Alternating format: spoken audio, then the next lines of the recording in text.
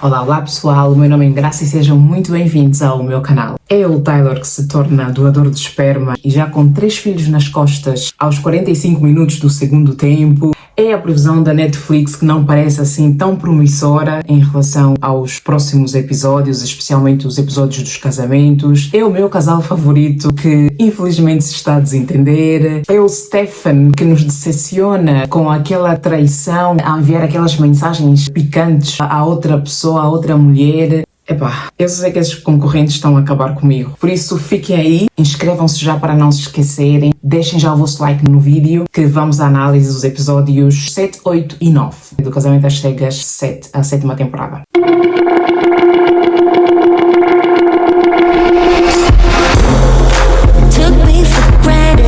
Vamos começar pela Mônica e pelo Stefan, lembrando um pouco daquilo que aconteceu na lua de mel, quando eles tiveram aquele fogo de artifício e a Mônica queria que o Stefan fosse com ela, só que o Stefan estava a conversar com o Garrett e ele diz que não podia simplesmente interrompê-lo para ir então acompanhar a Mônica que queria ver o fogo de artifício. Mas, e ainda na lua de mel, a Mônica depois reclama por ele não ter ido ver o fogo de artifício com ela, mas o Stefan continua novamente com aquelas conversas, desculpa uma expressão, mas um bocadinho porcas, conversas íntimas sobre sexo, que até a Mônica, fica tão mal e a própria Taylor também não sente muita vontade, com tanto a vontade do Stefan em falar sobre certos aspectos do sexo em si. Então a Mônica levanta-se que realmente aquilo já estava a se tornar muito para ela. E houve também outras ocasiões em que eles estavam a conversar já lá nos apartamentos, em que mais uma vez a Mônica muitas vezes dizia: olha, a nossa conversa estava excelente até há 2 minutos atrás, quando começaste a falar de coisas que não têm nada a ver.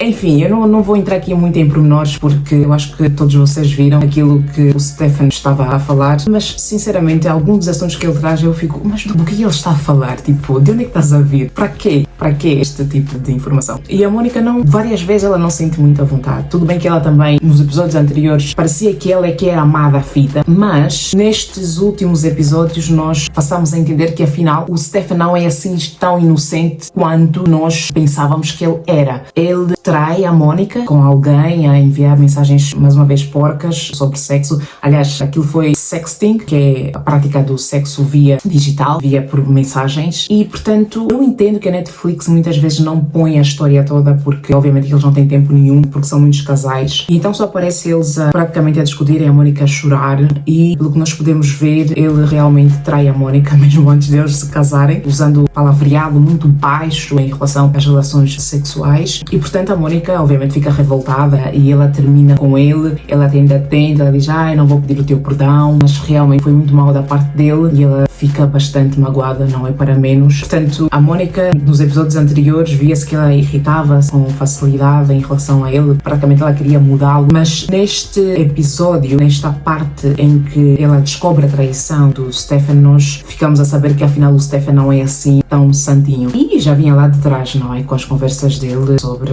este tipo de assuntos, os fetiches que ele tem, e a Mônica ainda disse mesmo: olha, antes de te ires embora, espero que me devolvas o dinheiro que eu paguei nas vezes que nós fomos comer fora, e eu quero que me devolvas tudo. E lá ele devolveu o dinheiro a ela. Mas pronto, antes desse grande acontecimento, o Stefan ainda tentou agradá-la, foram lá fazer o retrato das flores, que eu achei que foi um programa bastante interessante. Eu achei que o dela ficou mais bonito, mas também entendi o que aquela senhora disse, que o do Stefan, a combinação ficou mais uniforme, mais harmoniosa, mas realmente o meu retrato preferido das flores foi o da Mônica. E é assim que terminou este casal, que ela até nem chega a conhecer os familiares da Mônica, porque ele trai a Mônica antes até mesmo de se casarem. Outra das coisas também que passou a chatear a Mônica é o facto de que ele começou a estar indeciso em relação ao casamento, começou a pensar que seria um passo muito sério, que talvez não fosse a melhor altura, era muito cedo tomar esta decisão para já. E isso fez com que a Mônica ficasse um pouco insegura. E depois foi quando veio a bomba da traição. Enfim, este casal, infelizmente, a sua jornada termina aqui com a traição do Stefan. O próximo casal é o Nick D e a Hannah. Eu, sinceramente, não estou a gostar da forma como a Hannah se está a comportar neste relacionamento e está a conduzir praticamente o relacionamento, porque ela quer sempre parecer melhor do que o Nick D. Está sempre a dizer: eu sou mais inteligente que tu emocionalmente, eu sou mais madura que tu, eu faço melhor as coisas do que tu. Tipo, qual é o ponto? Tu estás numa relação, vocês são uma equipa, portanto não devia haver este tipo de competição que a Ana está a fazer questão de ter no relacionamento deles. E houve alturas em que ele disse mesmo, há momentos em que ela é muito dura com ele e de forma gratuita, e ele se sente muitas vezes magoado que ela estava a desabafar com o irmão dela quando o irmão dela foi lá visitá-lo, e ele disse que ela às vezes é muito dura, às vezes não há necessidade disso, apesar de eu a amar, às vezes era necessário que ela não fosse assim tão dura comigo. Até quando foram visitar os pais da Hannah, até os pais dela lhe disseram, relaxa, estás muito tensa, não há necessidade de estar sempre por cima da situação, de mostrar que és melhor, porque isto é a receita para o fracasso de um relacionamento, não é? Aquilo que a Ana está a fazer é a receita perfeita para o fracasso de um relacionamento. E portanto, sinceramente, eu acho que da forma como as coisas estão, é bem provável que o Nick D diga não no altar. Depois também tem aquela cena da limpeza, que ela limpa a casa todos os dias, meu Deus, nem eu limpo a casa todos os dias, e tenho a certeza que muita gente não limpa a casa todos os dias, não é? Não sei, uma arrumação daqui ou dali, não é? Coisas pontuais, mas ela diz que arruma a casa todos os dias e portanto espera que o Nick D também alinhe esta frequência em arrumar a casa. Já o Nick D diz que só aspira a casa de 2 em 2 semanas, portanto a Ana ficou chocada quando ouviu isso, mas ela também reconheceu que ela tem que entender que as pessoas têm formas diferentes de fazer as coisas, as pessoas são diferentes e portanto não necessariamente a forma dos outros realizarem as coisas esteja errada, é simplesmente diferente, e ela disse que tem que passar a aceitar isso, tem que passar a ser menos mandona e ver mais o lado dos outros. Mas os pais dela gostaram dele, depois também os pais do Nick conheceram a Ana, que a acolheram muito bem mesmo, e é uma coisa que eu não entendo. Ela diz sempre que ama muito o Nick D, mas também não é capaz de fazer concessões e acolher a maneira dele de ser e simplesmente aceitar que eles são diferentes e que está tudo bem. Mas eu gostei muito da forma como os pais do Nick D acolheram a Ana, eles foram muito queridos com ela. Depois temos o Tim e a Alex. Ele finalmente teve a oportunidade de ler a carta que tinha lido lá nas cabines ao pai da Alex. O pai dela é tão querido, ele tem esclerose múltipla, disse que agora ele era filho dele, deu a bênção para o relacionamento deles, e praticamente se a Alex estava preocupada com esta parte de o Tim ser aceito na família, ela então já não tinha mais com que se preocupar, porque a família toda acolheu muito bem o Tim. Eles foram visitar a casa dele e houve aquela cena de reclinar a cadeira, aquela função que dá para reclinar a cadeira, e a Alex ainda brinca, mas porquê que todo o Black tem que ter essa cadeira? Mas quando eles foram à casa dela, meu Deus, Dona Alex.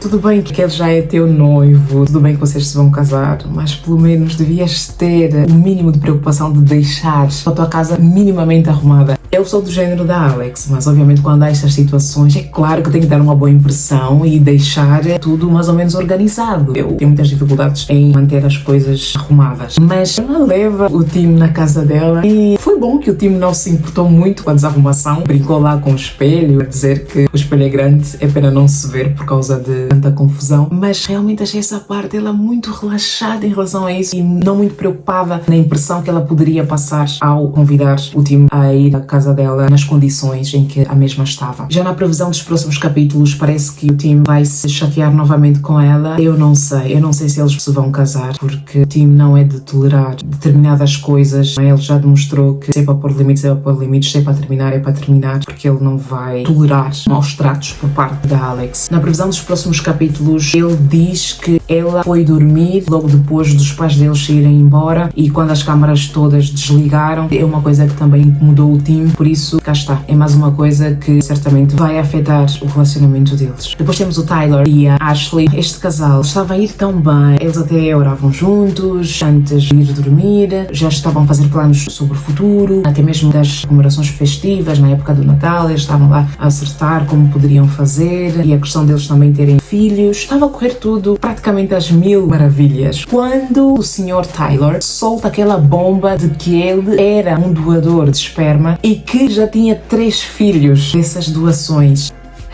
Fez-me lembrar o Ivandro da última temporada do Casamento às Cegas do Brasil, que ele também foi contando aos poucos sobre a vida dele.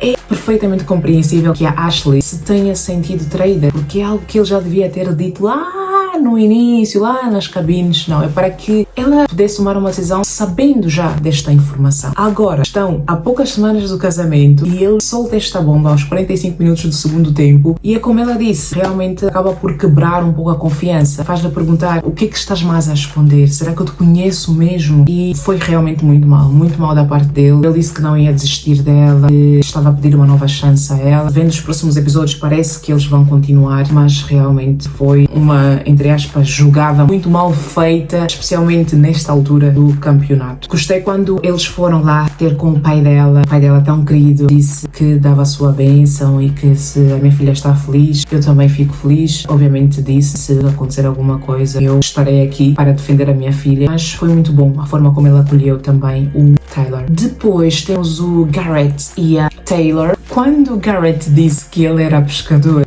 eu não tinha processado bem, porque ele disse que o Instagram dele está cheio de imagens de peixes que ele normalmente pesca e ele diz mesmo que não são peixes pequenos, são peixes grandes e tu consegues ver lá no Instagram, parece que é um hobby dele. Eles continuam a ir muito bem, ela foi lá conhecer a família dele, portanto não houve assim grandes atritos entre a Taylor e a família do Garrett. Eu acho que uma das coisas que vai pesar muito nesta relação é a questão de onde é que eles vão viver, se é onde a Taylor vive ou se é onde o Garrett vive. É como disse no vídeo passado, este casal tem tudo para dar certo, mas depois também ainda temos o encontro com a mãe da Taylor, dá para ver nos próximos episódios, ela vai dizer que não conhece assim tanto o Garrett para dar a sua bênção e depois na previsão a Taylor quer ver o telemóvel dele e ele não deixa, ele diz, não tem nada de mais. É uma coisa que eu nunca vou entender. Então se não estás a esconder nada, por que não simplesmente dá o telemóvel? Eu não estou a dizer que ela tem que ver as coisas no telemóvel dele, mas se ele diz que não tem nada de mais, qual é o problema em dar o telemóvel a ela? Eu espero que isso não seja um grande problema entre eles. Por fim, temos a Marissa e o Ramsés. Estes episódios devem mostrar que um relacionamento não é só amor e uma cabana. Eles entraram em assuntos bem profundos sobre a vida dela, que ela teve no exército e é algo que incomoda muito o Ramsés. Ele chegou a dizer às amigas dela que caso ela voltasse ao exército que iria ser motivo para terminar o relacionamento, porque ele é venezuelano e ele fala abertamente sobre a questão do exército dos Estados Unidos.